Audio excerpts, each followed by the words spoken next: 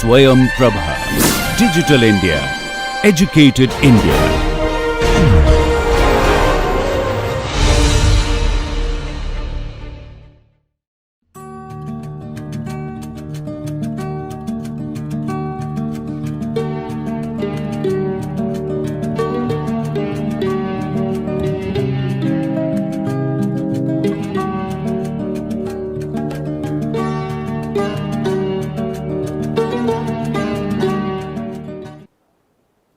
Hello and welcome.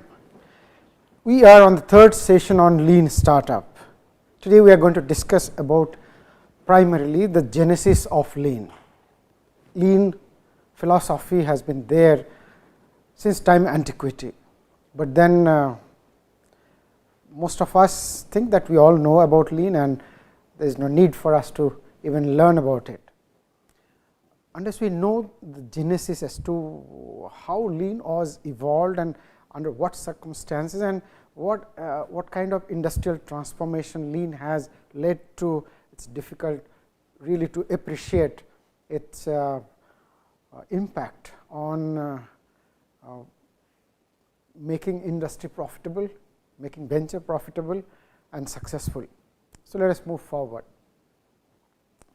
So, today we are going to cover these items like genesis, then identifying how to identify innovator type of customer. We will be talking about some examples of lean startup, then we will conclude by saying simplicity and lean philosophy. Now, the profound understanding of the core philosophy of lean may actually impact performance of any venture. It can impact even our daily life. In our daily transaction, unless we have a lean philosophy, there is a possibility that many of us will find a time when we do not have sufficient money, sufficient fund to maintain ourselves. So, it should be actually ingrained in our gene, in our mentality. Though it sounds intuitive that we all know what lean is, but many of us do not practice even in a make or break situation. Lean actually can make or break businesses, even somebody's financial life, financial status. We take it for granted that we all know it and nothing to be learnt, but we actually need guidance as to how to inculcate that in ourselves, that in our business, that in the mindset of our employees. It should be absolute integral part of the mentality of the entire community in the business. Implementation of lean startup strategy could avoid failure of many startups. Most of the startups that run out of money and fail, perhaps they would have a very different story if they would have adopted lean philosophy from beginning itself. The core philosophy of lean had been there since time antiquity, but only a few individuals usually realize its enormous power to enhance efficiency and profit. Even today, people ignore it for their own peril. It is imperative to ingrain the philosophy and criticality of leanness among all across the organization. In fact, we should teach the same philosophy to our children during the childhood. The concept of lean is not at all new, and let us see its historical perspective. Benjamin Franklin in the 18th century, he told many things about lean, but most importantly he published an article in a magazine that he used to edit called Almanac. He said, if you are just about time, just not about other resources, time also is a significant resources. Suppose you are just lazing around and spending 5 cents worth of time, it is as good as just bringing out 5 cents from your pocket and throwing in the river. So, who would on earth bring out 5 cents from his pocket and throw in the river? If you are not doing that, then for everything that you do, whether you are killing time just lazing around or gossiping or anything that is not productive, you should think that you are actually bringing out money from your pocket and throwing. He also wrote that avoiding unnecessary cost could be more profitable than increasing sales. Like you just avoid some unnecessary expense, that is, suppose you save 1 rupee of unnecessary expense, this is as good as saving 2 rupees, because if you misuse that 1 rupee in the form of cost that you are able to control, it would remain in your pocket rather than going down the drain. So, once you make a loss of 1 rupee, whereas on the other hand you have 1 rupee extra in your pocket. So, it is you just add the 2 and it is 2 rupees of benefit if you can save 1 rupee of extra expenses. He says a pin a day is a groat a year, save and have. Groat means almost like a silver coin, a pin means just an alpin. So, you just save an alpin every day and then put them together at the end of the year, you will get a silver coin kind of. And he very nicely says, what is the little things? A small leak in the ship can sink the ship if you are not taking care of it. So, do not ignore small losses. In Bengali there is a saying that take care of your changes, that is small coins, and the lakhs will take care of itself. That does not mean that you ignore the lakhs, but if you really take care of the coins, that is the changes, then your money will multiply into lakhs, that is the message. Frederick, now lean can be of from many point of view, it is not necessary that you save money, reduce waste, it can be in many forms. You just increase the efficiency of your process and make more money. You process things in quicker in a shorter time. Frederick Winslow Taylor, regarded as the father of the scientific management, wrote in Principles of Scientific Management, wherever workman proposes an improvement, you should immediately listen to them and implement that completely and see whether it really works or it does not work. Do not think that an ordinary man is saying something, we should not care about it. Only when some engineers or somebody big shot, some consultant is coming and telling us to do something, we should do. That should not be the case. So, this is another philosophy of lean. Whenever somebody say a peon saying you something, you should pay attention, pay heed, and then try to implement and see. I have just a small example here. I visited a small scale industry at nearby, and they were manufacturing this called pluritubular. This is some tubular thing made of polyester cloths, and then this is used in batteries. Battery has electrodes, positive, negative. So, they will be pouring some oxides, and then that will work as an electrode. This is so this they have been selling for a long time, and these tubes are of different sizes. So, when they cut it at random by a cutter, then they have to separate it. It is a hugely labor intensive work. They wanted some consultant to give them a solution, and the consultant said, okay, you pay us 25 lakh rupees, we will develop a image processing system that will identify the size correctly, and then they will sort it accordingly, and then you will put all the hardware that might cost another 25 lakh, including the camera, etc., 50 lakh rupees. One fine morning, their jharudar, broomsman, he by mistake he forgot to put the fan off before starting to broom. Then he found some of these tubes were lying on the table. He noticed when the fan, he puts the fan on mistakenly. So, initially only smaller tubes were flying away. Then as the fan took speed, larger ones started falling. That gave him eureka moment. He thought a fan can be used with different speed to blow different sizes of these tubes at different times, and he pitched that idea before the founders, and founders thought this can actually solve, and eventually they implemented that, and this is working wonderfully well. Of course, they had to do some experiment, etc., but then they got a solution. They could save 50 lakh rupees and got a solution from the lowest rank person. So, that clearly validates Frederick Winslow Taylor's statement, and you can, this is also a part of lean, because you save 50 lakh rupees and you make somebody happy, and so means you can encourage other people also to think out of the box by implementing whatever somebody has said. So, most of the people will think that a jharudar could do it, so why not me? So, they will start doing it. Buxton Going, an American engineer, author, editor, he wrote about Ford. This is very important actually. Suppose you think of making more profit, what can you do? You have to cut cost. So, you reduce the salary, or you increase the price or something, but most of these are untenable.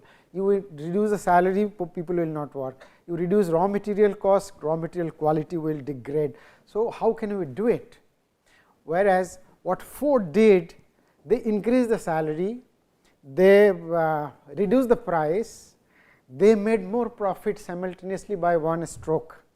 So, everything looks so counterintuitive, because if you increase the salary, your profit is going to go down. If you increase the if you decrease the price, your profit is going to go down. So, overall you are going to actually not supposed to make profit if you are taking care of interest of others. That is the conventional wisdom. But what Ford did actually, by implementing this assembly line, they have improved the productivity so much, and they implemented all lean philosophy that they could raise the salary. They doubled the salary, and they reduced the price of the car, and whole of America could afford to buy a car at that time, and they made hefty profit. They increased the profit tenfold or something, or 100-fold, reaching something like 100-fold in less than 10 years. So, look at that, these are all data, and these are not stories. They are all data, and we all are part of that story.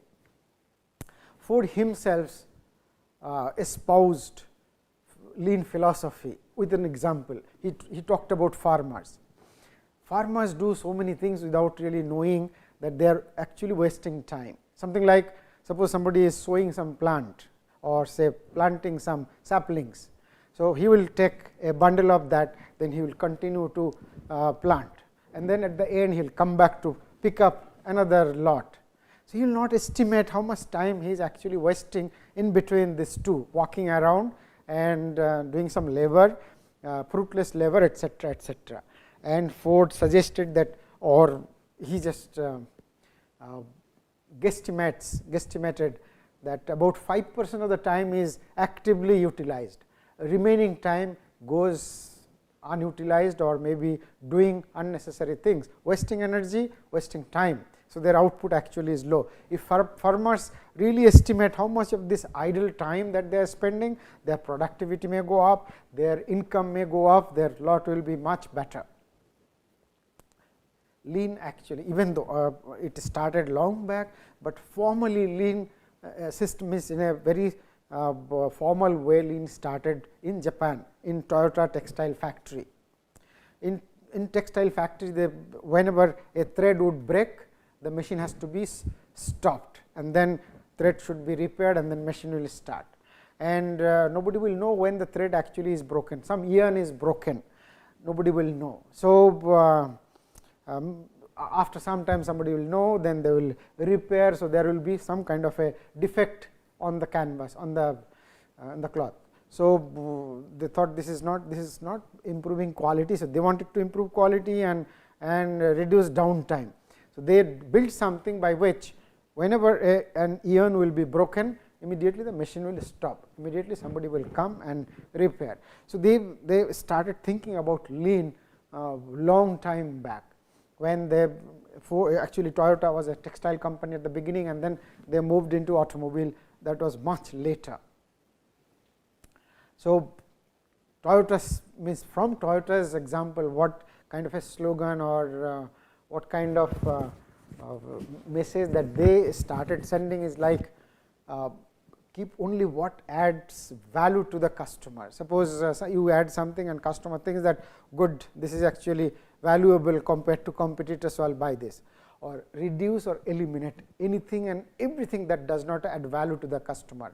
Meaning that if you can reduce something, just tear it apart and throw away, and customer will say that is fine, I do not mind because I do not use it. So, as long as customers do not perceive that as value depletion, just remove, keep removing whatever you can.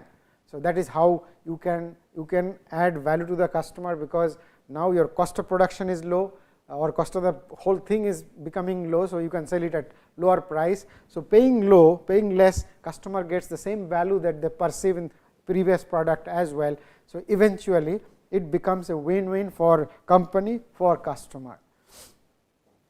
After World War II, particularly this was very important. Easy Toyota and Taisi Ohno at the Toyota Motor Company in Japan, they pioneered the concept of lean production. The rise of Japan after World War II to its current economic preeminence quickly followed, because majority of the companies followed this lean philosophy from Toyota. Just in time, as you all know, I also explained earlier when we talked about inventory management. I gave an example about saving interest. So, just in time means whenever you need, just then material should arrive. And then there was another philosophy called Kaizen. Kaizen means Kaizen is the belief that there is always a possibility to improve quality. So, even if you think that our quality is best in class in the marketplace, but still there is a possibility that you can improve further. So, continue to improve as long as you can improve, so that customer remain loyal to you and they never go to someone else. Otherwise, you will find suddenly your competitors have come up with a better quality, and then you will lose to them, and then it becomes very difficult to fight back. So, particularly after Second World War, it was kind of difficult. So, these three words actually summarize the lean philosophy that Toyota wanted to implement. One is Muda, Mori and Mura. Muda means if anything can be reduced that does not add value to the product, just remove it. Non-value adding work, futility, uselessness or wastefulness, just remove. These are all negative words, meaning Muda means all whatever you can actually eliminate, you just eliminate. Muri means overburden. If your system is overburdened, reduce that and make the system more agile. Like if you do preventive maintenance, your system will not suddenly break down unplanned, and then the whole thing goes for a toss, and you have to really fight overnight or do firefighting to put it, and then your whole supply chain disrupts. So, things become unmanageable. So, preventive maintenance, take care of the safety, so that nobody is harmed, and then things get disrupted again, and optimum operation. Mura means unevenness. If system has unevenness at any place, like a supply chain, there is somebody supplies, then you wait for another to come or something like that. Everything should be systematic, so that everything appear at same time, and you have continuous supply of things. Very recently, there is a video by Elon Musk. Someday he was just arriving at I think at Khan Academy to deliver a lecture. He said, I was fighting because a USB cable was out of stock, and that has to come from China. So, we have to wait for maybe 2 weeks for it to arrive at, or maybe 1 week. So, look at this, meaning that such a wonderful futuristic company, even they did not plan this way, that they have to wait for a USB cable. So, do not think that these are all jargon, or these are all something like management fad or something. These are reality, and that is how this kind of like Toyota became the largest automobile maker. So, Mura, unevenness, change the product design, create standard work for all operators, like you standardize wherever possible. So, if you are making a nut, so let this nut be applicable to majority of the places wherever similar kind of strain and stress is involved, same nut should be used, rather than just design another nut. So, if you have this uniformity standardization, you end up reducing lot of stress on your company. The following step should be implemented to create the ideal lean manufacturing system. Design a simple manufacturing system, should be simplified, decrease cycle time, less inventory, increase productivity, increase capital equipment utilization. Meaning, if you have machines, try to see that it is always under utilization, not underutilized, always being utilized. Recognize that there is always room for improvement. Kaizen philosophy, there is always room for improvement. Continuously improve the lean manufacturing system design. So, try to see if you can do more with less, more with less. Overall equipment effectiveness is set, performance metrics that fit with the lean environment. DoDash was a student venture. They just they were living, they interacted with the coffee shop owner in Stanford University, and she said they wanted something to buy. She said, I am out of stock. Then they said, can you not telephone and it will come right away? Then she said, normally we do not do. But then this idea that through telephone something may come gave them some idea that a company actually is possible. So, anybody needing something, they will just telephone and restaurant will supply. So, they just went to their hostel, and immediately within half an hour time they just made a website, some kind of a landing page with just a telephone number and some icons. These icons also are not so meaningful, just to show something, that is where they put some icon. And then whenever they put it, within the same day they got a telephone call, and then eventually they delivered food through telephone call, means right, food was ordered through telephone. They bought that food from a restaurant and they met the guy. Eventually that guy transpired to be an investor, so he also invested in the business. Whatever that is, see, look at the lean startup philosophy. They did not think that we need a lot of money to start a business, let us build a portal, let us approach to an investor, all that, nothing was there. Just the same night they decided that we will start a business, they just build a website within half an hour, and the first order was received, and it was a wonderful company. DoorDash was valued at $1.4 billion in 2018. It's DoorDash, sorry, it is not DoorDash, DoorDash. Like Dropbox, Drew Houston is the co-founder, main founder of Dropbox. And when he pitched his idea about a file sharing business, investors told him that we have already invested in more than 100 such companies, and none of them is doing good. So, what is the reason that we will invest and lose our money all over again? Then Drew said, I have a very different kind of a business, this is much better, and this is much better than existing ones, and there is every reason that you should fund. Then they said, we are sorry, we heard this same story from every entrepreneur, everybody says that my thing is better. So, finding no alternative, what Drew did is, he made a small video and demonstrated that this is the file I am uploading through one click, is uploaded, and he noted the times, look, these many seconds took to upload the file.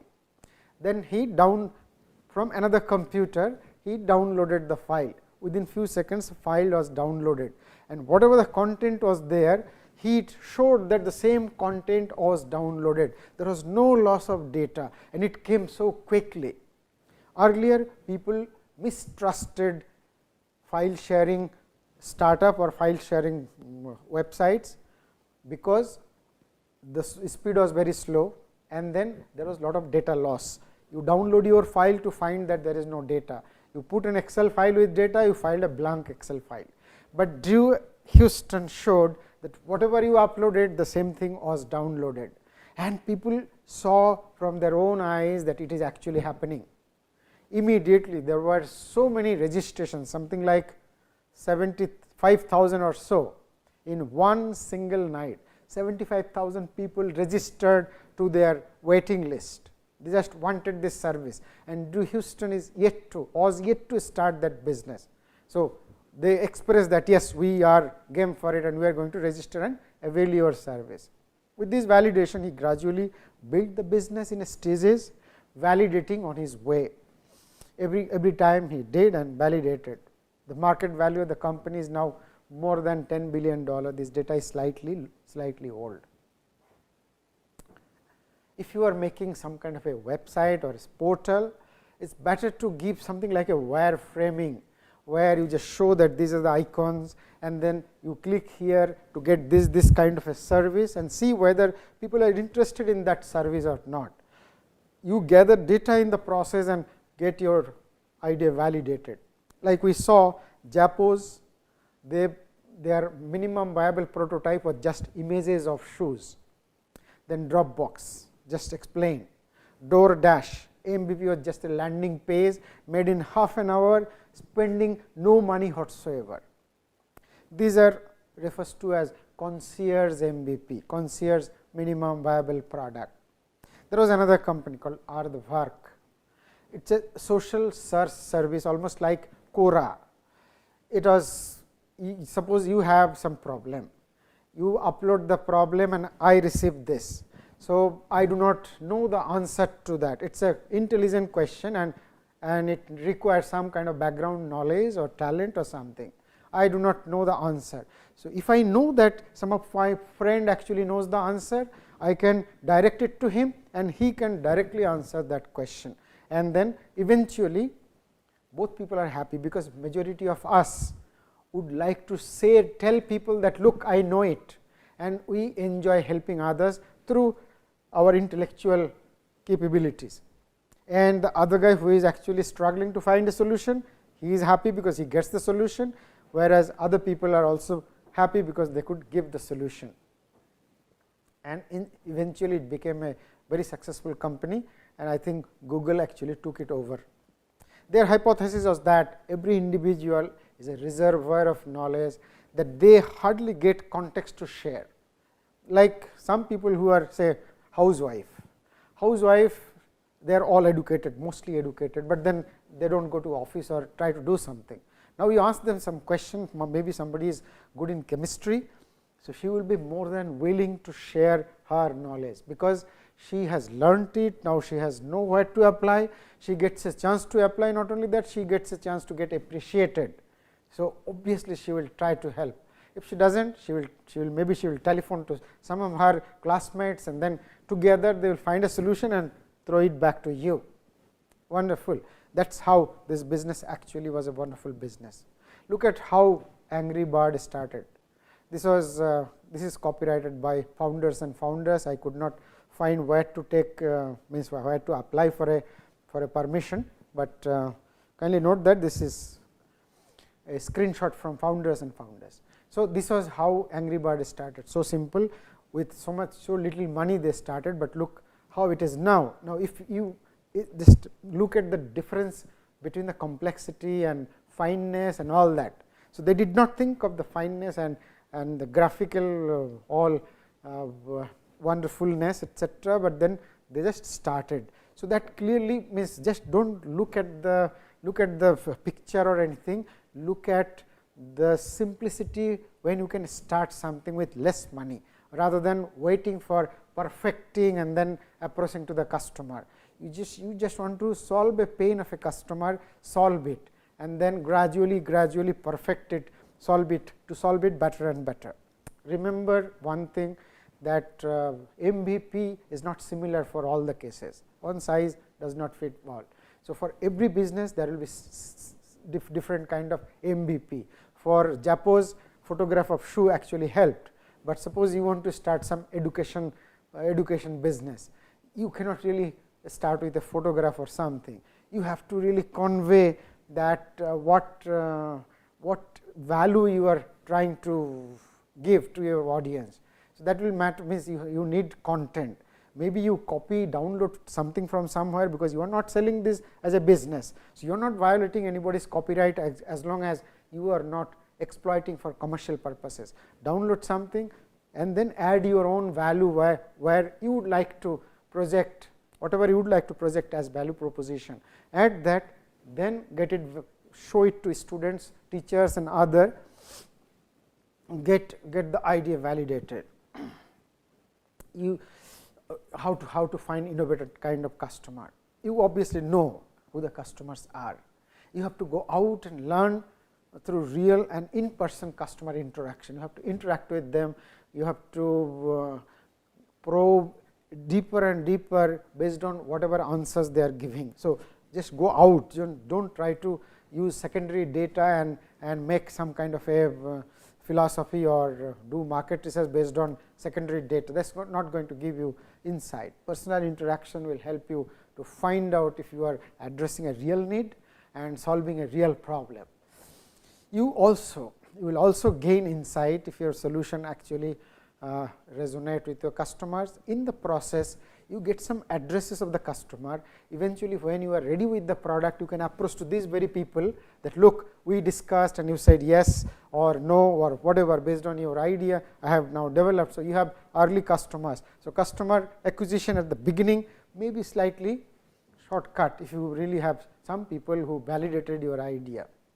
The key is to develop your interview scripts in a way that elicit customer stories, meaning you have to be intelligent as to what should I tell them, so that they will actually emotionally get attached to my story and then tell truth, not really something exaggerated or some neither exaggerated nor a brief version of the story. Brainstorm customers in the segment, identify who are crying for your solution, most important and most neglected item is to identify who are crying for a solution. Only then you can build something that people will definitely buy. Among them, who can afford? Many people may cry, but they may not have the money to pay for it. So, you need to identify people who can afford, who are crying and can afford and willing to use the minimum viable prototype. If you find someone ready to pay for the MVP, that is the best validation. If someone is ready to pay for even for your MVP, that shows that that guy has real pain and he is crying for a solution and he is ready to pay, he has the affordability and readiness to pay and get the service. Then you can accelerate the process of development, meaning that you do not have to steer left or right, you have to move forward and go to market as quickly as possible. But then one guy should not be your only validation. There should be many other guys. Continuously keep on looking for similar kind of guys. At the same time, at the back end, start building products.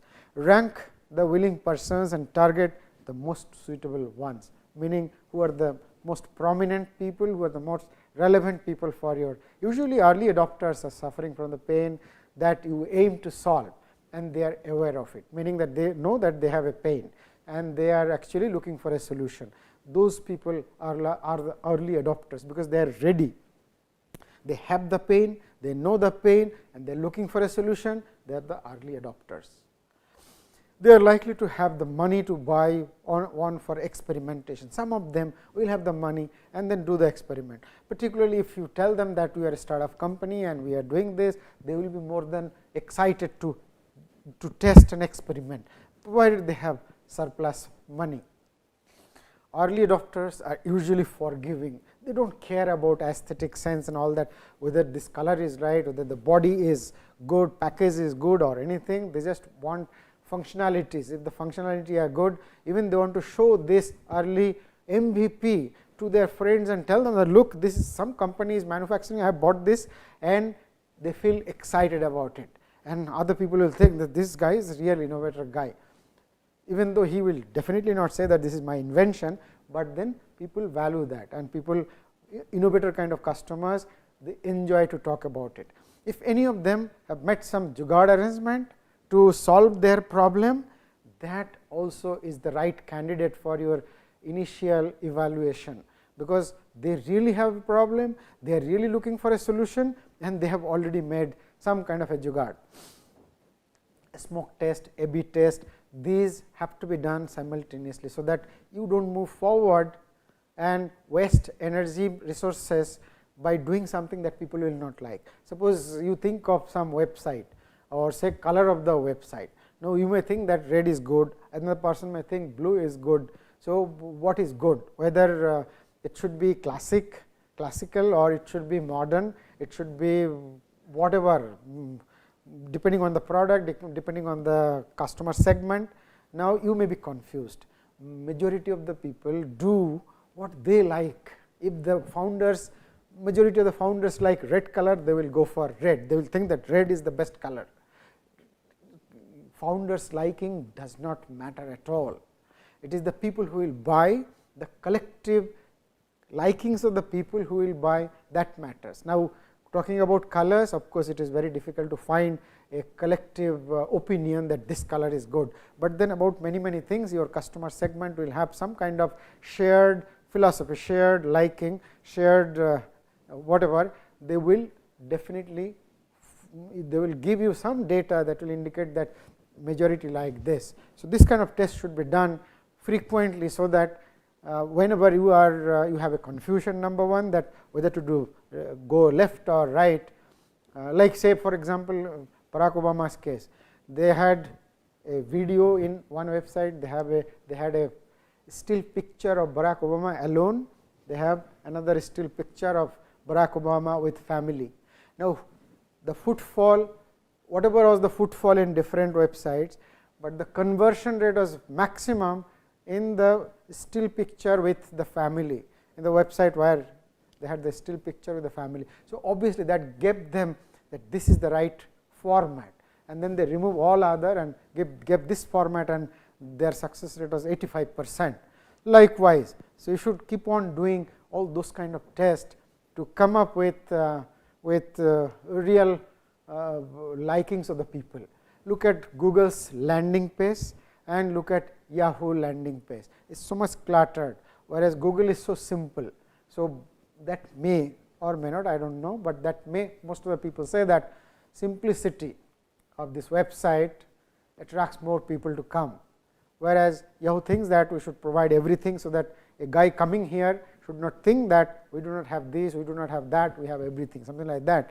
But then Google is much wealthier compared to Yahoo. Of course, Yahoo is catching up. A/B test we discussed, let us not waste time. Suppose you are building some academic content, this also has been discussed for students in the secondary level that you want to sell to schools. Who are your customers?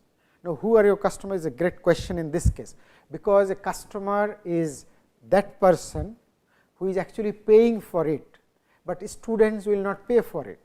His or her parents are going to pay for it. So, obviously, students are not your customer. Now, should you pitch before his her parents? They may not have much idea, or they may not even try to make, or they are not going to make a decision on behalf of the school to buy that, but your target customer is the school. So, if you talk to the teachers, they will say we are teaching and we are happy. So, are you facilitating the teacher, are you supplementing their effort? So, teacher may not be your customer, headmaster may or may not be, because he or she does not pay. Who pays? Administration pays. So, perhaps administration is the real customer, but then a collective decision starting from students, teacher, headmaster, all of them together will give an opinion, based on which administration will look at it maybe positively, provided they have the money. So, they may or may not buy. So, money is another issue. Now, who the administration of the school would be, which administration will be crying for a solution? If one school is losing a student enrollment, another school is gaining, obviously, the one which is gaining will not be interested, the one who is losing will be interested. So, you have to use intelligence also as to whom to approach, etc.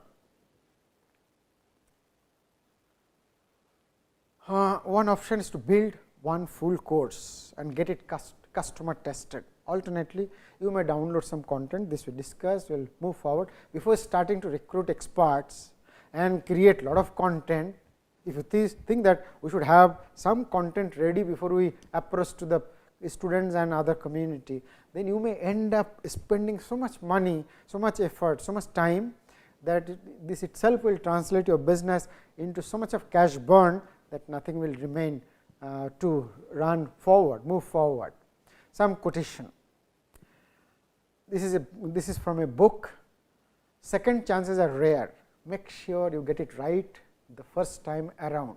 If you follow lean startup philosophies, if you do validated learning cycle, you will do it right in the first place, because in the first round itself, if there is mistake, you are going to correct it. So, eventually when you go to market, you are already right, guaranteed, something like that. The man who will use his skill and constructive imagination to see how much he can give for $1 instead of how little he can give for $1 is bound to succeed.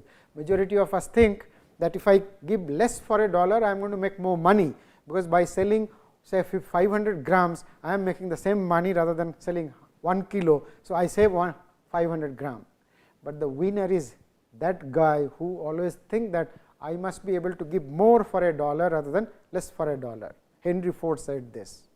Abraham Lincoln said that if a mistake is caught, if an error is found, and by the time the error, I realize that there is really an error, I will immediately correct it, and if there is new views, if it is true, I will immediately adopt that.